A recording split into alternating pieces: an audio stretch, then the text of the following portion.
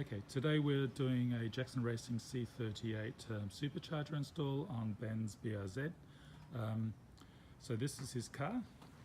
It's a 2015, is it? 2016 model in sweet blue. So Ben's got all the bits and pieces for the kit around here. So we've got a flex fuel kit because he wants to run E85 on there, and also there's an oil cooler. So these are the boxes from Jackson Racing.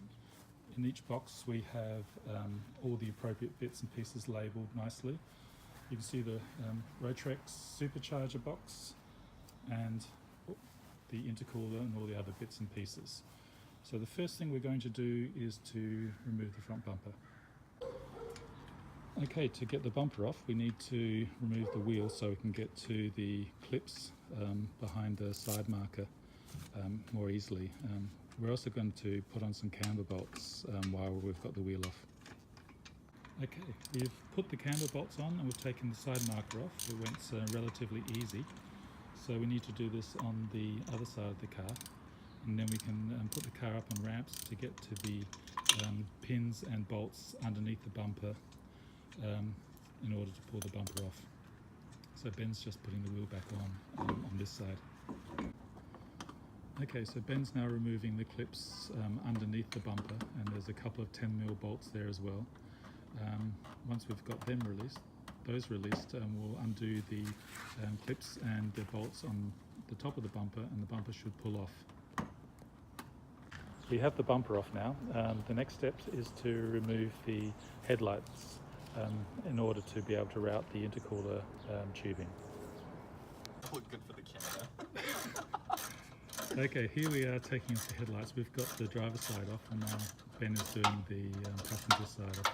It's a matter of, on the BRZ, taking this plastic surrounds off, and then the headlight will come out after you've released the cables at the back. Okay, both headlights are out. What we have to do now is take the air snorkel off and the front cover behind the air snorkel. So we've got the snorkel off and the front air shield. So what's next, Ben? Removing air guides. We have to remove the air guides, and on the BRZ I believe we might need to do some cutting to actually allow the intercooler tubing to get around to the front. So Ben's removing the two air guides.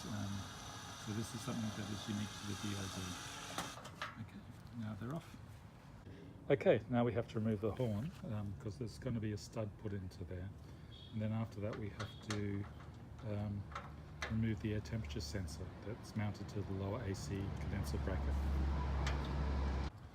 Okay, so we've relocated the horn, the second horn, and the wiring associated with it, and into the passenger wheel well.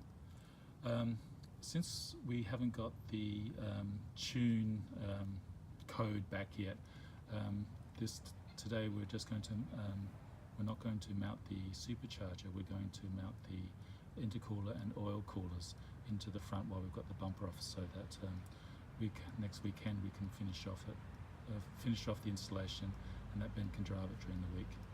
So what we have before us is the intercooler at the back here. We've got the box for the oil cooler. We've got various hoses, and we've got some brackets. So now we have to sort out what goes where and install it. Okay, here we have the Jackson Racing oil cooler and the mounting bracket on which it attaches. The oil cooler goes to the left-hand side of the bracket, while the Rotrex cooler will go onto the right. So we need to mount both of these, and these will both be hanging from the top of the crash bar. Okay, Ben's just doing the last bolt to mount the intercooler onto the front crash bar. It is a little bit finicky work, but once you decipher the instructions, it's all fairly straightforward. Because we've got the oil cooler, it doesn't mount into the stock position described in the Jackson Racing Supercharger manual. So you have to refer to the oil cooler manual to find out how to locate both the Rotrex cooler and the oil cooler on on the bar that they give you. And that's what we'll be doing after this.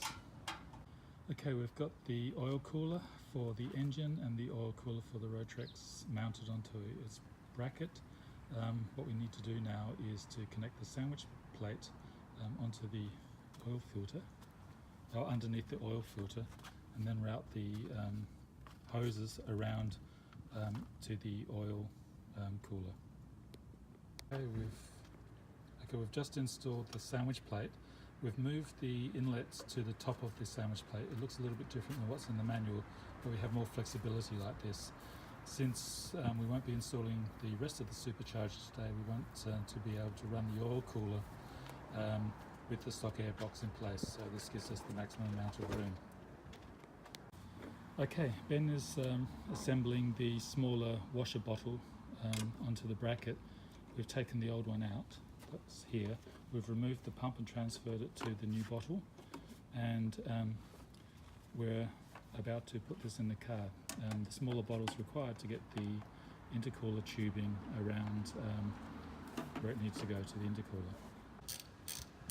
We've test fitted all the intercooler piping, and now we are tightening up the hose clamps. So that's what Ben's doing at the moment. Hopefully it all fits well. The red sleeve that you see is some protection for some rubber foam in case the pipe actually rattles against the chassis rail. Okay, we've got the intercooler piping in. We're now going to mount the oil coolers behind the intercooler and then route the oil hoses up through the engine bay. Okay, you can see the smaller washer bottle in. We've got the intercooler piping going around the frame rail, under the headlight and into the engine bay. We've also got the oil lines going there, and the Rotrex oil line going towards the back corner behind the strut tower. So we're buttoning up the headlights. We will need to reassemble the front bumper, and then we're done for the day. Okay, we're reassembling the under tray.